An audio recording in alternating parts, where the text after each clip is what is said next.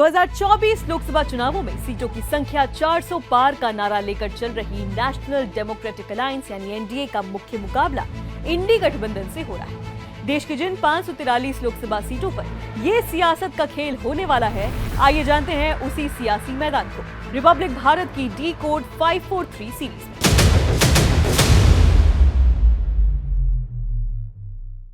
आज बात कर रहे हैं उत्तर प्रदेश की मुरादाबाद सीट की, जहां पर मुख्य मुकाबला समाजवादी पार्टी और बीजेपी में हो रहा है। समाजवादी पार्टी ने यहां वर्तमान सांसद एसटी हसन का टिकट काटकर रुचि वीरा को दे दिया है, तो वहीं बीजेपी ने कुंवर सर्वेश कुमार सिंह पर फिर से भरोसा जता दिया है। बीएसपी से इरफान सैफी तो समता पार्टी से शकील अहमद भी चुनावी मैदान में उतर चुके हैं। मुरादाबाद सीट को लेकर जमकर कंट्रोवर्सी का माहौल है। उत्तर प्रदेश की मुरादाबाद सीट पर पहले फेज में 19 अप्रैल को वोटिंग होनी है और नतीजे 4 जून को आएंगे। मुरादाबाद लोकसभा सीट से वर्तमान में समाजवादी पार्टी के टिकट पर डॉक्टर एसटी हसन सांसद हैं। 2019 के चुनाव में एसटी हसन ने बीजेपी के टिकट पर लड़ रहे कुंवर सर्वेश कुमार सिंह को हरा दिया था। कांग्रेस के टिकट पर इमरान प्रतापगढ़ी लड़े, लेकिन हार का उन्हें सामना करना पड़ा। टिकटों की घोषणा के साथ ही मुरादाबाद में टिकट देने और कटने का खेल शुरू हो गया है। मुरादाबाद से सपा ने पहले एसटी हसन को टिकट दिया और फिर उनका टिकट काटकर वहां से रुचि वीरा को टिकट दे दिया।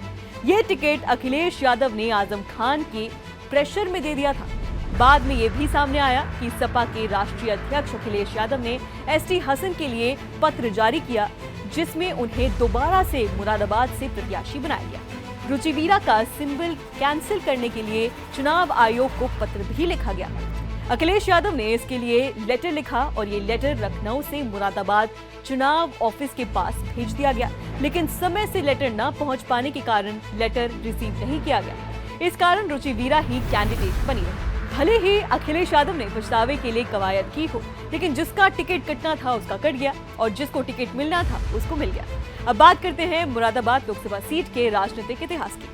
मुरादाबाद में पहली बार 1952 में लोकसभा चुनाव हुए, जिसमें कांग्रेस ने जीत हासिल की। 1952 और 1957 में कांग्रेस के टिकट पर राम सरन ही सांसद बने। 1962 में सैयद मुजफ्फर हुसैन निर्दलीय के रूप में चुने गए। इसके बाद मुरादाबाद में भारतीय जनसंघ की एंट्री हुई। 1967 में ओम प्रकाश त्यागी और 1971 में वीरेंद्र अग्रवाल भारतीय जनसंघ के टिकट पर संसद में पहुंचे। 1977 में जनता पार्टी की लहर चली तो गुलाम मोहम्मद खान सांसद बने। 1980 में जनता पार्टी सेक्युलर की टिकट पर गुलाम मोहम्मद खान लोकसभा पहुंच गए। 1984 में कांग्रेस की लहर चली तो हाफिज मोहम्मद सिद्दीक संसद में मुरादाबाद की आवाज बनी। 1989 में गुलाम मोहम्मद खान तीसरी बार सांसद बने, लेकिन इस बार जनता दल के टिकट पर वो चुने गए। 1991 में भी गुलाम मोहम्मद खान अपनी सीट को बचा ले गए। 1996 में समाजवादी पार्टी की एंट्री हुई और शफीकुर रहमान बर्क लगातार 2 बार यानी कि 1996 और 1998 में सांसद बने। 1999 में अखिल भारतीय लोकतांत्रिक कांग्रेस के टिकट पर चंद्र विजय सिंह लोकसभा में पहुंच गए। 2004 में शफीकुर रहमान बर्क ने वापसी की और तीसरी बार समाजवादी पार्टी के टिकट पर वो सांसद बन गए। 2009 में कांग्रेस ने बड़ा दांव खेला और मोहम्मद अजहरुद्दीन को अपना चेहरा बना लिया। 2014 में मुरादाबाद की बिसात बदल गई और बीजेपी के टिकट पर कुंवर सर्वेश सिंह ने एसटी हसन को हराकर चुनाव जीत लिया। एसटी हसन ने अपना बदला 2019 में लिया और कुंवर सर्वेश कुमार सिंह को हराकर लोकसभा के लिए वो चुने गए। 2024 के लोकसभा चुनावों में कुंवर सर्वेश सिंह तो मैदान में हैं, लेकिन एसटी हसन का टिकट कट गया है। अब बात करते हैं मुरादाबाद लोकसभा सीट के अंतर्गत आने वाली विधानसभा सीटों की। इसमें 5 विधानसभा सीटें आती हैं।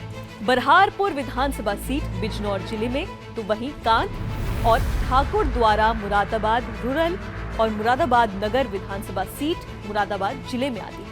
इनमें से 2 पर बीजेपी तो 3 पर समाजवादी पार्टी का वर्चस्व है।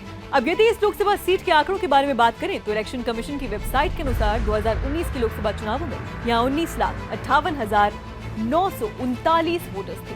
समाजवादी पार्टी के टिकट पर एसटी हसन को 6,49,416 वोट मिले, तो वहीं बीजेपी के कुंवर सर्वेश कुमार सिंह को 5,51,538 वोट मिले।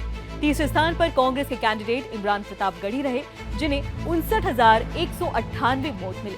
इस सीट का वोटिंग परसेंटेज 65.45 रहा था।